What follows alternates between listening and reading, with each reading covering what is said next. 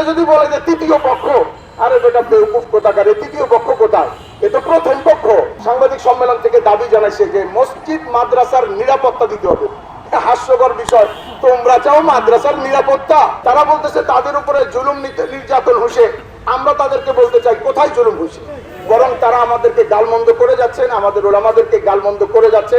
ইতিপূর্বে যে ইজতেমাগুলো হয়েছে তাদেরকে আমরা জিজ্ঞাসা করতে চাই যে আপনারা ইতিপূর্বে কোন ইজতেমার কাজে কি অংশগ্রহণ করেছিলেন? কখনোই করেননি। ইজতেমার কার্যক্রম তো আমরা করেছি। হঠাৎ করে আপনাদের এই ইজতেমা কার্যক্রম বাস গাড়ার আর ঘুটি গাড়ার স্বপ্ন আর স্বাদ জাগলো কেন? নিশ্চয়ই আবার হামলা করার পায়তারা করছে।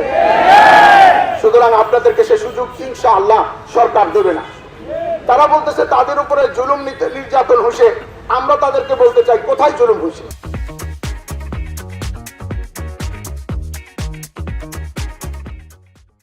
কোথাও জুলুম হয় নাই।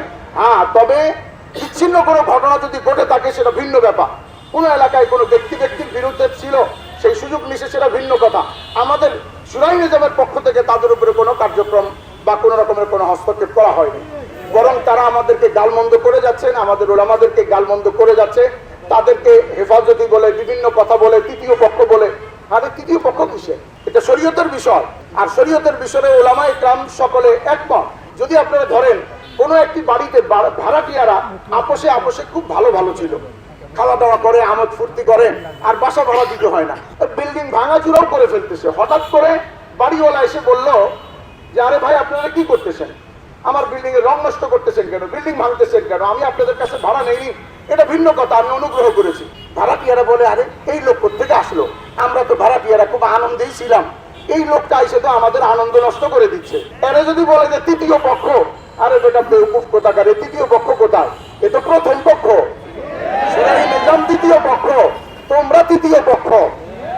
তার কারণ হলো দাওয়াত ও তাবলীগের মধ্যে শরীয়তের ব্যাপার যেগুলি রয়েছে এটার হ্যান্ডেল করার দায়িত্ব হযরতে আহলে ইলম, উলামা ইকরাম, উলামা মাশায়েখ। সাংবাদিক সম্মেলনে যে মাদ্রাসার ছাত্র ব্যবহার করা থেকে বিরত থাকে, আমি তাদেরকে বলতে চাই আমাদের নিহত সাথীদের মধ্যে কে মাদ্রাসার ছাত্র? না তাজুল ইসলাম মাদ্রাসার ছাত্র, না আমিনুল ইসলাম বাচ্চু মাদ্রাসার ছাত্র। আমাদের ঢাকা মেডিকেল সহ সকল হসপিটালে গিয়ে আহতদেরকে দেখেন, এরা সকলেই দাওয়াত ও তাবলীগের শুরাই নিজামের সাথী, এরা মাদ্রাসার ছাত্র নয়। তাহলে প্রশ্নটা আসে কেন? এটা তারা আমাদের উপর একটা তকমা লাগিয়ে আমাদেরকে কাবু করার একটা ষড়যন্ত্র করেছে যে মাদ্রাসার ছাত্ররা বা মাদ্রাসার ছাত্রদেরকে ব্যবহার করে এটা করা হয়। এই যে মাদ্রাসার ছাত্রের কথা আপনারা যে ব্যবহার করছেন, এটা সম্পূর্ণ একটা মিথ্যা কথা। এই মিথ্যা কথার তকমা দিয়ে আমাদেরকে আর বা জনগণকে, সাংবাদিক ভাইদেরকে ধোঁকা দেওয়ার চেষ্টা করবেন। সাংবাদিক সম্মেলন থেকে দাবি জানাইছে যে মসজিদ মাদ্রাসার নিরাপত্তা দিতে হবে। হাস্যকর বিষয়, তোমরা চাও মাদ্রাসার নিরাপত্তা? তোমাদের মুখে মানায়? তোমাদের মুখে মানায় না। ইজতেমার মুখে দাওয়াত ও তাবলীগের সাথীদেরকে ছুরি দিয়ে তাদের পেট ফেড়ে ঘুড়ি বের করে আর আঘাত করে মাথা ফাটিয়ে তোমরা চাচ্ছ নিরাপত্তা? হ্যাঁ, তবে এক দৃষ্টিভঙ্গিতে তাদের এই দাবিটা আমি যুক্তিযুক্ত বলে মনে করি। সে দাবিটা কি? যে হ্যাঁ, যারা হামলা করেছে, যারা মারপিট করেছে, রক্তাক্ত করেছে, তাদের থেকে নিরাপত্তা তো দরকার। সেই আলোকে আমরা আজকের এই সাংবাদিক সম্মেলনে আমাদের দাবি সরকারের কাছে জানাবো।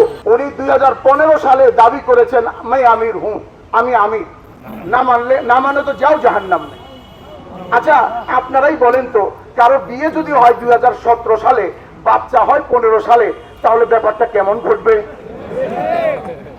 আমরা বলতে চাই ব্যাপারটি তেমনি ঘটলো যে সাদ সাহেবের ইমারতের বিবাহ হইলো 17 সালে, অর্থাৎ এটার পরামর্শ হলো 17 সালে, কিন্তু বাচ্চা হয়ে গেছে 15 সালে, কারণ 15 সালে উনি দাবি করছেন উনি আমি। আচ্ছা, এই দুইটা ব্যাপার যখন হলো তখন আমাদের ভিতরে কানাঘুষা চলছে, কিন্তু ওলামা ইকরাম কিছু বলেননি।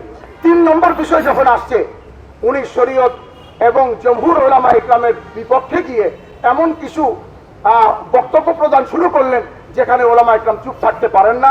যার বক্তব্যের 1টা 2টা 3টা 5টা 10টা 15টা 20টা 40টা 50টা 60 70 80টা নয়, শতাধিক বক্তব্য এ পর্যন্ত হয়ে গেছে। সর্বশেষ লাস্ট রিলিজ করছেন ডিসেম্বর মাসে এই যখন হামলা চলে, তখন তিনি ভারতের একটা স্থানে এই কথা বলেছেন যে একমাত্র তাবলীগের মধ্যে খরচ করা ছাড়া অন্য কোথাও খরচ করা সুন্নতের খেলাফ।